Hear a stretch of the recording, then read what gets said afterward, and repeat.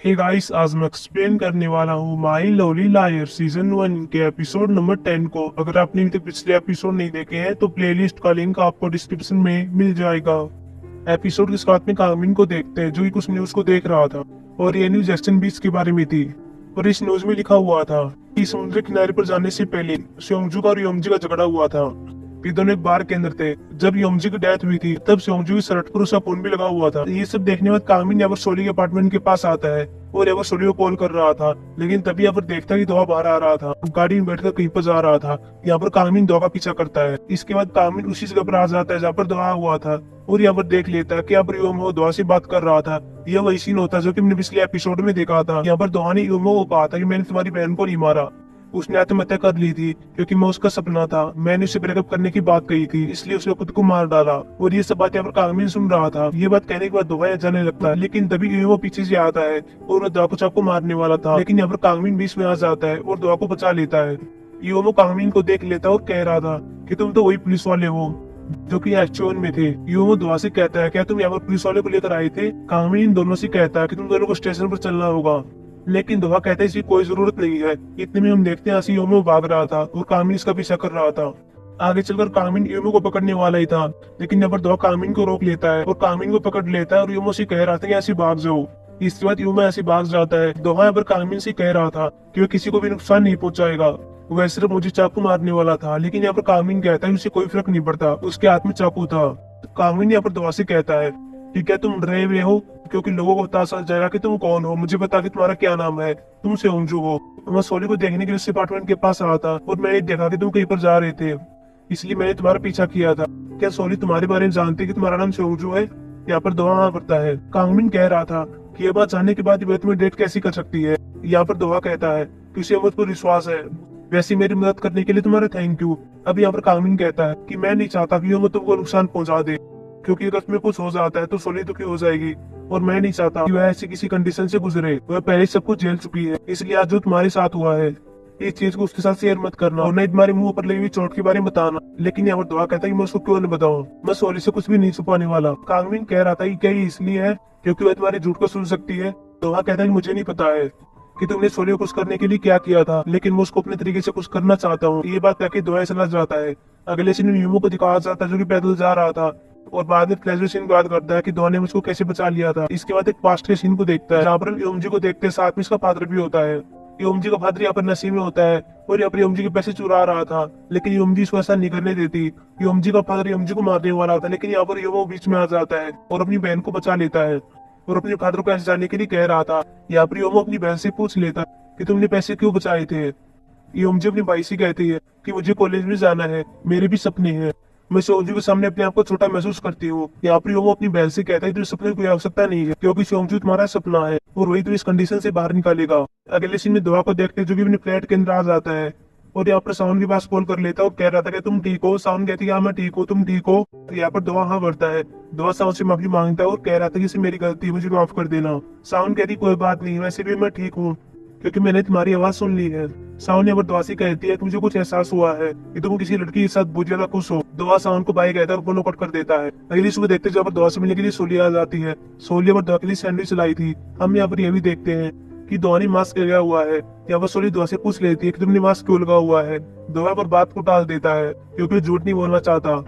वह सोली को सैंडविच के लिए थैंक यू कहता है। सोलिया पर दुआ से कह रही थी कि क्या तुम्हें सर्दी लग रही है? दुआ पर मना कर देता और बाद में फ्लैट के अंदर जाने लगता है, लेकिन यहाँ सोलिस को रोक लेती है और कहती है कि सैंडविच का तो बहाना था, मैं तुम्हारे चेहरे को देखना चाहती थी इसलिए मैं यहाँ पर आई हुई हूँ। इसके बाद दुआ अपना चेहरा दिखाता है और यहाँ पर सोली देखती है इसके चेहरे पर चोट लगी हुई है। अगले सीन में दोनों फ्लैट के अंदर होते हैं जहाँ सोली दुआ के चेहरे पर मरहम लगा रही थी। हालांकि दुआ ने यहाँ पर सोली को सारी बातें बता दी है।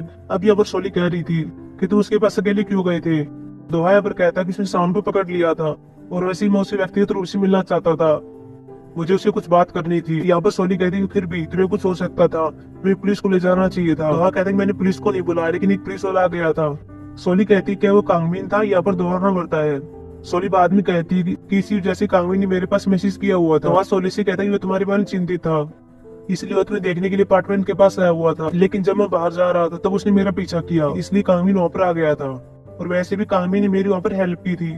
तुम अब चिंता मत करो, मैं बिल्कुल ठीक हूँ। अगले सीन में देखते जहाँ पर सोली अपने कैफे के अंदर होती है और यहाँ पर चीवू से बात कर रही थी और कह रही थी कि क्या तुम किसी बॉडीगार्ड को जानते हो? मुझे बॉडीगार्ड की जरूरत है। यहाँ पर चियून कहते हैं किसके लिए? यहाँ पर सोली कहते हैं कि जो मेरे बगल में रहता है उसके लिए। चियून कहते हैं मेरे पास एक पूरी लिस्ट है, तुम जिसको भी सिलेक्ट करोगी वह आ जाएगा। तभी हम देखते हैं पर कांगमिन आ जाता है। अब यहाँ पर सोली कांगमिन से बात कर रही थी।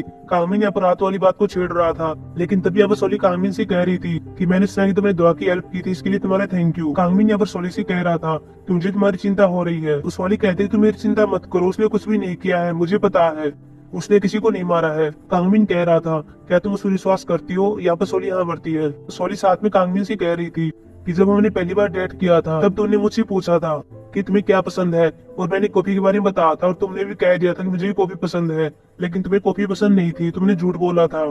मैं तब सोच रही थी तुमने ऐसे ही झूठ बोल दिया होगा, लेकिन तुमने आगे भी कई झूठ बोले और तुम्हारी इसी झूठ बोलने की वजह से हमारा ब्रेकअप हो गया था। अगले इसमें द्योकचान को दिखाया जाता है, साथ में इसकी सेक्रेटरी होती है। द्योकचान की सेक्रेटरी इसकी वीडियो दिखा रही थी जो कि साउंड के बारे में थी कि साउंड ने एक बार के अंदर जाकर क्या किया था, यहाँ पर अपने मैनेजर को बिना बताए वहाँ पर गाना गाया था। लेकिन यह बात हमारे लिए फायदेमंद हुई है। कमेंट्स में सभी लोग यहाँ पर उसकी सराहना कर रहे हैं, लेकिन उसे कहो कि वह आगे से न करे, इससे उसकी इमेज पर फर्क पड़ सकता है। यहाँ पर द्योकचान कहते हैं ठीक है उसे कह दूंगा। तभी द्योकचान के पास साउंड कॉल आ जाता है और साउंड से कहता है कि तुम्हारी आवाज को क्या हुआ है। यहाँ पर साउंड सब कुछ बता देती है कि क्या हुआ था। इसके बाद द्योकचान दुआ से मिलने के लिए आ जाता है और कहता है तुम्हारे साथ ये सब कुछ हो गया, तुमने मुझे बताया क्यों नहीं? तुम्हारी जान भी जा सकती थी। लेकिन यहाँ पर दुआ तो मुस्कुरा रहा था। द्योकचान कहता है तुम मुस्कुरा कैसे सकते हो, वह तो मार सकता था। दुआ कहते चिंता मत करो, ऐसे भी कुछ नहीं हुआ है, और अगर मैं तो इसके बारे में बता देता तो तुम मुझे फिर से बाहर जाने के लिए कहते। द्योकचान कह रहा था क्या तुम बाहर नहीं जाओगे? दुआ पर मना कर देता है। दुआ साथ में द्योकचान से कह रहा था कि मैं तुम्हारी कंपनी में काम नहीं कर सकता, मुझे तुम्हारी कंपनी को छोड़ना होगा। द्योकचान कहता है तुम्हें अचानक से क्या हुआ है? यहाँ पर दुआ कहता कि अगर दुनिया को पता चल जाएगा कि मैं कौन हूँ और मेरे साथ क्या हुआ था तो यह तुम्हारी कंपनी के लिए अच्छा नहीं होगा। तुम्हारी कंपनी मेरी जैसी मुसीबतें बढ़ सकती है, इसलिए मैं ऐसा नहीं चाहता, इसलिए मैं तुम सबको छोड़ना चाहता हूँ। द्योकचान कह रहा था कि सोली के बारे में क्या तुम मुझे भी छोड़ना चाहते हो? लेकिन यहाँ पर दुआ कहते मैं ऐसा नहीं करूंगा, मुझे सोली की जरूरत है, मैं उसके साथ रहूंगा और उसकी रक्षा करूंगा। द्योकचान बाद में दुआ से कह रहा था कि वैसे तुम्हारी माँ मुझे बता रही थी कि उसके पास तुम्हारे नाम से लेटर आया हुआ था, शायद ये काम युवा ने किया होगा। अगले सीन में सोली को देखते जो कि अपने कैफे के अंदर होती है और यहाँ पर कैसेंड्रा सोली को बता रही थी कि तुम्हारी माँ यहाँ पर आई हुई थी और वह मुझसे पूछ रही थी कि क्या मेरी बेटी किसी को डेट कर रही है, क्या उसका कोई बॉयफ्रेंड है? लेकिन मैंने मना कर दिया था, मैंने उसे झूठ बोला। यहाँ पर सोली कहती है तुमने झूठ क्यों बोला? कैसेंड्रा समझ जाती है और बाद में कहती है तो क्या तुम सच में उसको डेट कर रही हो? यहाँ पर सोली कहती है मुझे पता नहीं है, उसने मुझे अपने जीव बनने के लिए नहीं कहा है और न ही डेट के लिए पूछा है। इसके बाद सोली दुआ से मिलने के लिए आ जाती है, लेकिन तभी दुआ की प्लेट से द्योकचान बाहर निकलता है। यहाँ पर सोली द्योकचान से बात कर रही थी। द्योकचान यहाँ पर सोली से पूछ रहा था क्या तुम्हें दुआ पर भरोसा है? यहाँ पर सोली हाँ भरती है। सोली साथ में द्योकचान से पूछती है कि क्या तुम्हें भरोसा है? यहाँ पर द्योकचान हाँ भरता है। द्योकचान सोली से कह रहा था कि मैंने सुना कि तुम दोनों डेट कर रहे हो, इसके लिए तुम्हें बधाई हो।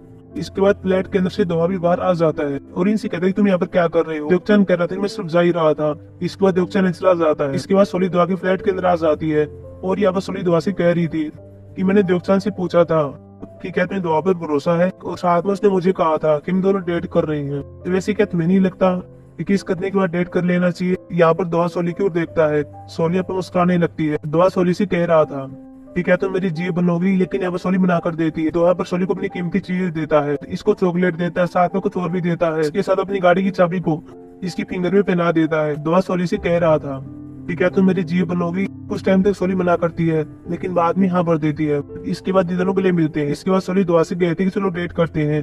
दुआ अब्राहम ही भरता है। अगले दिन में स्टोर के अंदर एक लड़की को दिखाया जाता है, इसका नाम यंगजी होता है। यंगजी के पास इसका दोस्त आया हुआ था, इसके दोस्त का नाम ईथन होता है और यही सिंगर होता है और ये जेन एंटरटेनमेंट एजेंसी के अंदर काम करता है। यहाँ पर यंगजी ईथन से पूछ रहा था कि तुम यहाँ पर क्या करने के लिए आए हो? यहाँ पर ईथन बता रहा था कि मैं यहाँ पर म्यूजिक की क्लास लेता हूँ। यंगजी कह रहा था क्या तुम्हें तुम्हारी एजेंसी के अंदर नहीं सिखाया जाता? ईथन कहता है कि वे मैं सिखाते तो हैं, लेकिन मैं अलग से क्लास लेना चाहता था, इसलिए मैं यहाँ पर आया हुआ हूँ। तभी यहाँ पर यंगजी के पास एक कस्टमर आ जाता है और यहाँ पर ईथन इसको देख लेता है और ये द्योकचान होता है। द्योकचान के यहाँ पर सिर में बहुत ज्यादा दर्द हो रहा था और वह यहाँ पर गोली लेने के लिए आया था। बाद में अपनी गाड़ी लेकर चला जाता है पर इतनी यंगजी से कह रहा था कि यह तो मेरी एजेंसी का सीईओ है, वैसे ये यहाँ पर क्या कर रहा है? यहाँ पर यंगजी कहता है कि सॉन्ग राइटर दुआ यहीं पर रहता है, वह बहुत ही बेरोजगार लग रहा है। ईथन कह रहा था कि सच में दुआ से कहना कि मेरे लिए गाना लिखे।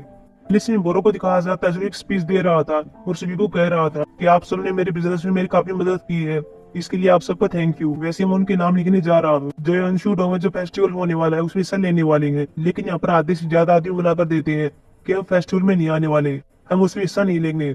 अगले सीन में जीचान को दिखाया जाता है जो कि अपनी शॉप के अंदर होता है। तभी हमारे डिलीवरी वाला आता है और इसको सामान देता है और बाद में पैसों का भुगतान करने के लिए कह रहा था। लेकिन जब यहाँ पर जीचान देखता है तो उसे पता चलता है कि पैसे तो खत्म हो गए हैं, पैसे तो नहीं है।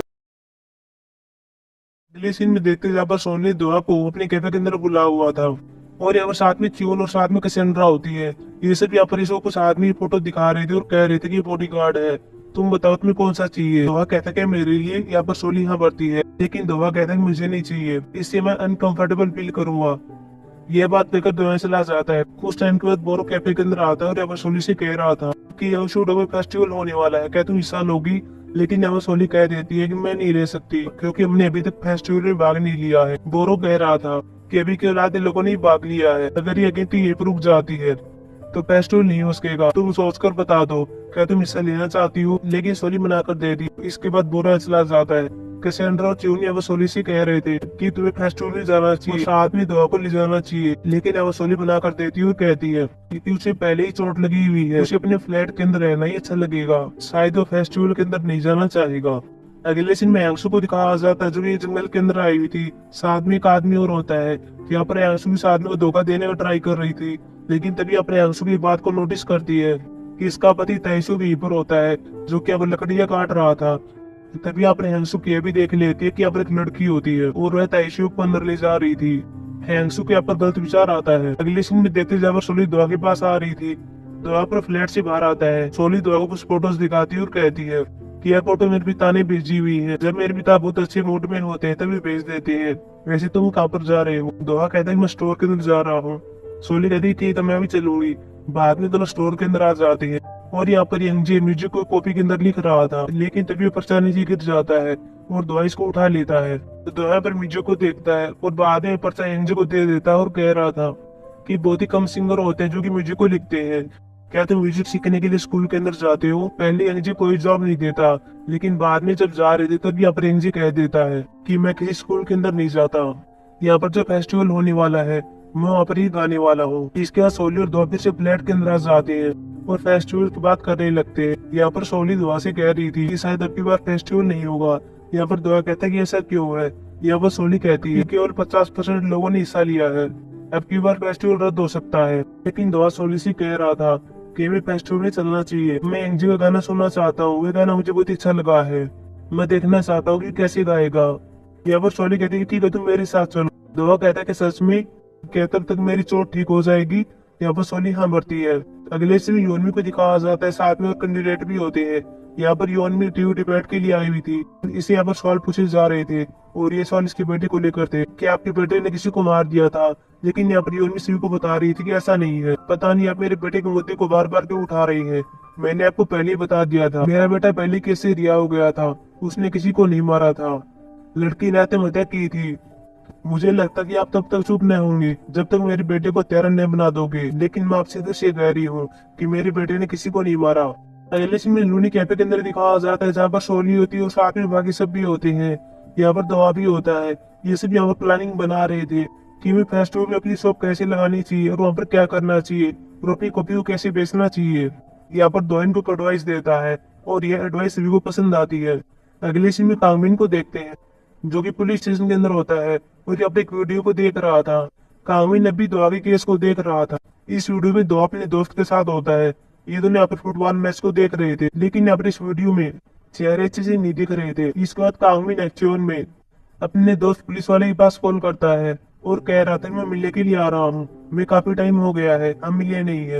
हालांकि पास में बैठा हुआ पुलिस वाला कांगमिन से कह रहा था कि यहाँ पर छुटो में फेस्टिवल होने वाला है, साथ में लूनी कैफे की ओनर आने वाली है, क्या तुम नहीं चलोगे।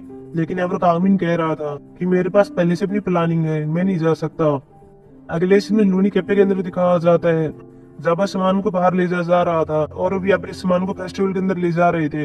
इसके बाद ये सब यहाँ पर फेस्टिवल के अंदर आ जाती है तो सोलिया पर अपने लूनी कैफे को लगा लेती है और वो भी अपनी बेकरी की शॉप को लगा लेता है और वांगचू और रोबैक भी ऐसा ही करते हैं। ये यहाँ पर अपनी अलग अलग शॉप लगा लेते हैं, लेकिन सभी की शॉप के पास कस्टमर आ रहे थे, लेकिन सोली की शॉप के पास कोई भी कस्टमर नहीं आ रहा था। कैसेंड्रा पर दुआ से कह रही थी कि तुम्हें कस्टमर जैसा बिहेव करना चाहिए ताकि तुम्हें देखकर कस्टमर यहाँ पर आ सके।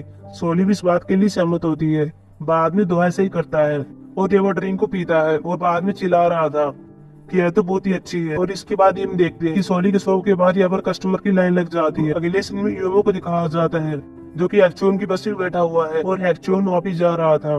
अगले सीन में कामिन को दिखाया जाता है जो कि एक्चुअल में आ रहा था और यहाँ पर पुलिस स्टेशन के अंदर होता है जहाँ पर ये पहले काम किया करता था और अपने दोस्तों से जो भी पुलिस वाले होते हैं उसे मिल रहा होता है। साथ में उस डिटेक्टिव से ही मिलता है जिन्हें सोंजुआ केस देखा हुआ था और कामिन इसी के लिए डिटेक्टिव के पास आया हुआ है। अगले सीन में जोक्चान को दिखाया जाता है जब योनमी के टीवी डिबेट को देख रहा था और बाद में फ्लैशबैक सीन की बात करता है कि जोक्चान योनमी से मिल रहा था और कह रहा था कि दो विदेश नहीं जाने वाला। यहाँ पर योनमी कहती है ऐसा क्यों है। यहाँ पर जोक्चान कह रहा था कि वही यंशु डोंग में रह रहा है, वहाँ पर उसकी जीएफ है। योनमी कहती है कि वो क्या करती है। यहाँ पर जोक्चान बता रहा था कि कैफे चलाती है। योनमी कैफे का एड्रेस पूछती है। जोक्चान यहाँ पर सोली कैफे का एड्रेस योनमी को दे देता है और अगले सीन में दिखाया जाता है जहाँ पर योनमी लूनी कैफे के बाहर आ जाता है लेकिन यहाँ पर बंद होता है और यहाँ पर कैफे के बाहर लिखा हुआ था कि हमसे संपर्क करने के लिए फेस्टिवल में आ जाना। इसके बाद योनमी फेस्टिवल में आ जाती है और यहाँ पर अपने बेटे को ढूंढ रही थी। वो यहाँ पर दुआ को देख लेती है और साथ में सोली को देख लेती है। वो यहाँ पर दुआ को देखती है कि दुआ बहुत ज्यादा खुश होता है। योनमी अपने बेटे से नहीं मिलती और यहाँ चली जाती है। अगले सीन में सोली को देखते साथ में दुआ होता है। इनको भी अब टाइम मिल जाता है और ये दोनों अपने लिए चीजें खरीदने लगते हैं। इसके बाद ये म्यूजिक फेस्टिवल में आ जाते हैं और यहाँ पर यंगजे होता है।